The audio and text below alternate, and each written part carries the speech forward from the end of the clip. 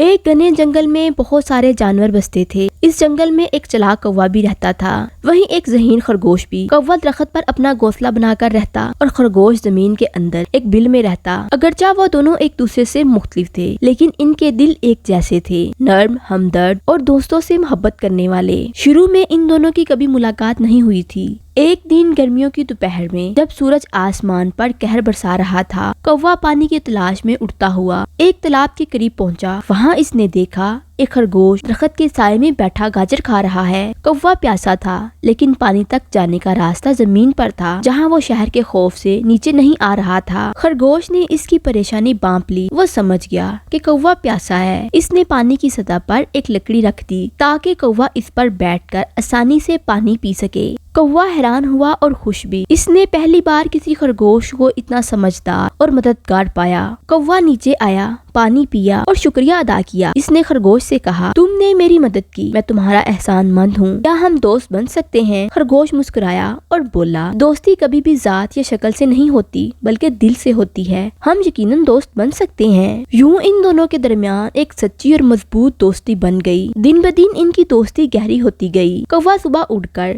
جنگل کی خبریں لاتا اور خرگوش زمین پر چھپے خطرات کے بارے میں کوے کو خبردار کرتا۔ دونوں ایک دوسرے کی حفاظت کرتے، ایک دوسرے کے دکھ سکھ میں شریک ہوتے۔ ایک دن کی بات ہے، ایک شکاری جنگل میں آیا۔ وہ جانوروں کا شکار کرنے کے لیے جال بچھا کر چلا گیا۔ اتفاق سے خرگوش اس جال کے قریب کھیل رہا تھا اور اس جال میں پھنس گیا۔ اس نے چیخنا شروع کیا، مگر قریبی درختوں پر کوئی پرندہ نہ تھا جو اس کی مدد کے لیے آتا، اور نہ ہی کوا آیا۔ کوا معمول کے مطابق دیر سے آیا، اور جب اس نے خرگوش کو جال میں پھنسے ہوئے دیکھا تو اس کا دل ڈر گیا۔ وہ جانتا تھا اگر جلدی کچھ نہ کیا تو شکاری واپس آ جائے گا۔ کوا اڑا اور قریبی بستی میں گیا جہاں کچھ چوہے رہتے تھے۔ اس نے چوہوں کے سردار سے فریاد کی، میرے دوست خرگوش کو شکاری نے جال میں قید کر لیا ہے، کیا تم اپنے تیز دانتوں سے جال کاٹ سکتے ہو؟ چوہے پہلے تو ڈرے، لیکن پھر کوے کی محبت اور وفاداری دیکھ کر راضی ہو گئے۔ اب سارے چوہے کوے کے ساتھ دوڑتے ہوئے جنگل پہنچے۔ وقت کم تھا، شکاری کسی بھی وقت لوٹ سکتا تھا۔ چوہے جڑ سے جال کو کاٹنے لگے اور کچھ ہی لمحوں میں خرگوش آزاد ہو گیا۔ خرگوش نے کوے کو گلے لگا لیا، آنکھوں میں آنسو آئے اور بولا،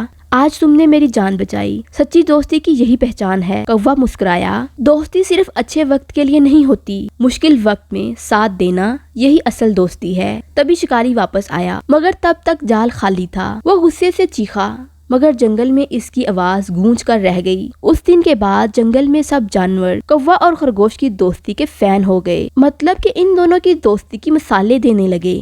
ان کی دوستی نے دوسروں کو یہ سکھایا کہ اصل دوستی مشکل میں ساتھ دینا ہے، اور دوستی میں رنگ اور شکل نہیں دیکھی جاتی، بلکہ یہ نیک نیت اور خلوص کی بنیاد پر قائم ہوتی ہے۔ کوا ہوا میں اڑتا تو خرگوش نیچے دوڑتا۔ دونوں ایک دوسرے کو آواز دیتے، ہنستے، کھیلتے، جنگل میں امن اور محبت کا پیغام دیتے۔ اس کہانی سے ہمیں یہی سیکھنے کو ملتا ہے کہ سچی دوستی ظاہری فرق سے نہیں، دل کی صفائی اور پاکیزگی سے ہوتی ہے۔ دوست وہی ہوتا ہے جو مشکل وقت میں کام آئے اور دوستی کے رشتے کو نبھائے۔